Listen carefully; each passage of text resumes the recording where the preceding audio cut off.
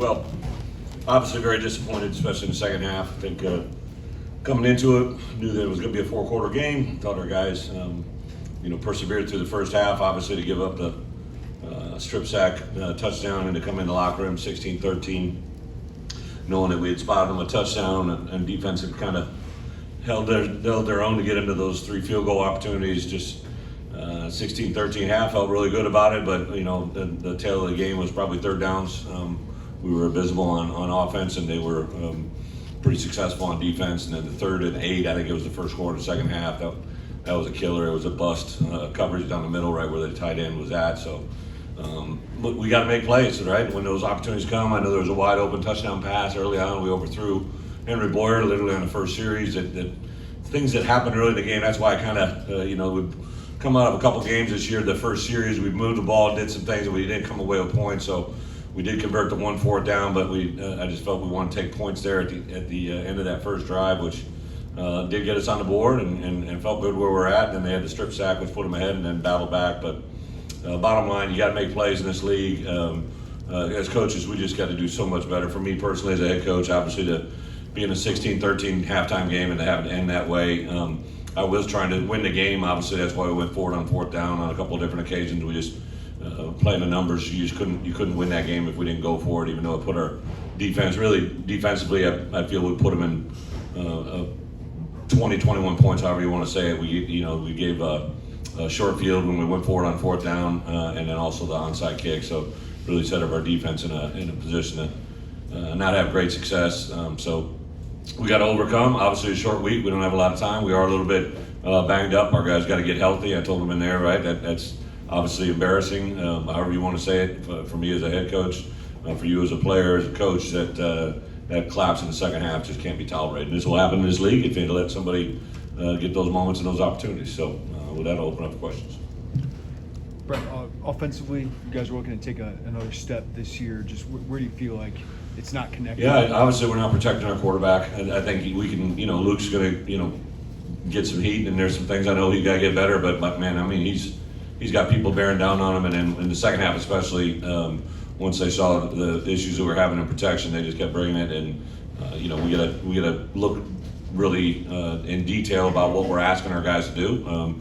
We're 5 games into it, and I think we know what we are. And if we don't adjust what we call or what we do to give them success, then it's our own fault, right? And obviously, our guys, I think, are competitive. I don't think anybody's trying to go out there and have failure, right? We just got to put them in a better position to have success, and especially in the second half, like this, to have that thing fall apart the way it did is just very disturbing. How concerning is the offensive line? I think the offensive line, but the offense in general, right? Like you can't have success. We had 2 wide open. Again, those are touchdown plays. Those are big opportunities, right? And we got to be able to connect on those things, and we got to be able to execute. But for the most part, we did take care of the football. A little loose with it a couple times. We knew coming in this game that they turned it over, and they gave us that prophecy in the first half. I thought our guys did a really good job attacking the football, but we didn't do enough, obviously, in the second half to make it even a contest. I guess defensively, how much of a common thread was there between the conversions they were picking up? I can't hear you. I guess defensively, on 3rd down, was there a common thread between the conversions they were picking up and just those plays? Purdue? The plays that Purdue's 3rd down conversions? Yeah. Obviously, they, I know that 3rd and 8 just sticks out of my mind. And then just, over the course of time, there were some runs, there were some passes, but again, I can't recall exactly how they converted them. I just know the number was overwhelming. But those penalties come at bad times, and they've been happening all season. How do you guys correct that after 5 games? Yeah, I think some of them were in the beginning part of the season were post-snap penalties, and I don't remember one today that was a post-snap penalty, but I know Taz got the DPI over there. There was another one that I know we got in the first half. Obviously we share with our guys all the time that statistics are overwhelming when you have a 15-yard penalty on defense. It's really hard to overcome within a drive, and usually leads to points, and that's kind of the way it played out in front of us. I thought there was some good mojo, they were literally telling me not to challenge the play on the punt when we blocked it because they said they reviewed it and it wasn't there. And I'm like, I don't know what to tell you. Ashton Hollins told me he touched it, so I'm glad I made that challenge, right? And then we also challenged one later on on another fumble that they ruled was not a fumble. So I thought there was some positive breaks beginning to happen our way, but yeah, there was a couple DPI penalties that were huge. The first one on Taz, they called it. They thought it was a late hit, unnecessary. Taz, I think early on was just trying to run up and make an aggressive play. I thought they were going to call targeting, but obviously they called a late hit. Was there something that kept you from maybe getting the pressure you wanted on Hudson Card? Is there something pressure-wise? Well, we definitely, we had the one pressure I know that almost resulted in the safety. We changed up what we did at half. We did a couple of different things on third down, but they were not subbing, so some of the third down stuff we couldn't get to unless they subbed. And again, I give them credit. They executed on some third down plays, made the throw, made the catch, and were able to protect their quarterback. You talked about it before, but your third down failure is kind of a connection between first and second down too. I thought I saw your conversion to go was like 10 yards or more on. Yeah, they were. We definitely got to get in third and manageable. I think that, when we stay ahead of the chains and get those third manageables, it's usually a good sign for us to come. I think I keep going back to what's our identity, and I don't know if we've established that yet. And I do like I know Reggie. We missed Reggie today, but he practiced a little bit this week, but he couldn't go. And obviously, I think Josh.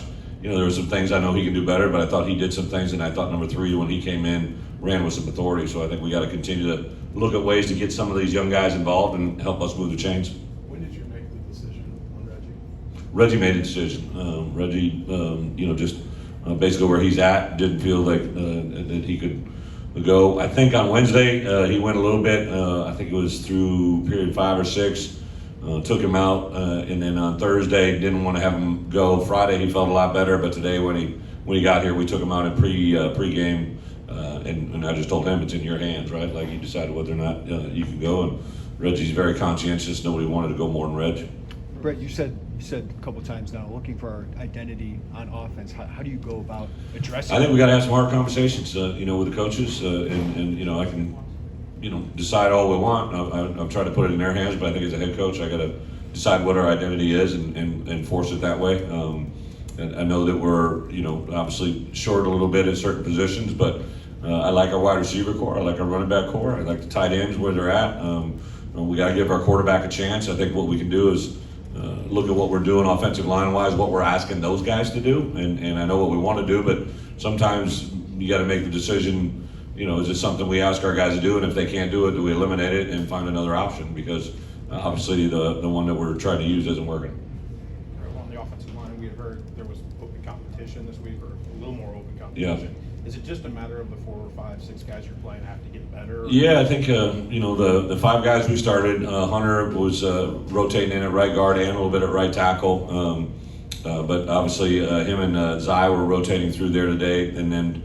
Today, the flip side of it, Geske, who had made 2 weeks of improvement, unfortunately got rolled up, and the first time he came back in, but that second time he couldn't go anymore. So now we pull him out of the mix. We'd work Jordan in there as well at that right guard and giving him an opportunity. So we're really, really thin at bodies. Obviously it's not a surprise to us. This is what we've been since fall camp. Same guys. Like to give guys more opportunity, but I think the right guys are on the field. We just got to get them to play better. You're playing for healthy running backs, 12-8, 4-4. Yeah. Has Caden worked above that 4 threshold just the way he's played? Well, I think, the number changed dramatically when Reggie's not in there. Reggie, I think, going into last week was a guy that we tried to, kind of take a step forward and be the guy, and was doing that until the point where he got hurt. So it's kind of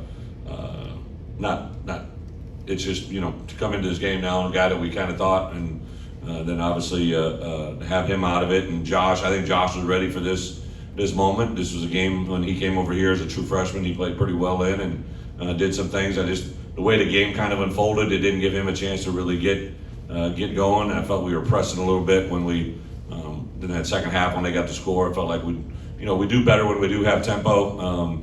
But we had so many negative yard plays out of the get-go, and I think the way we could avoid that is maybe being a little bit more conscientious about what we're doing on early downs. All good? Thank you.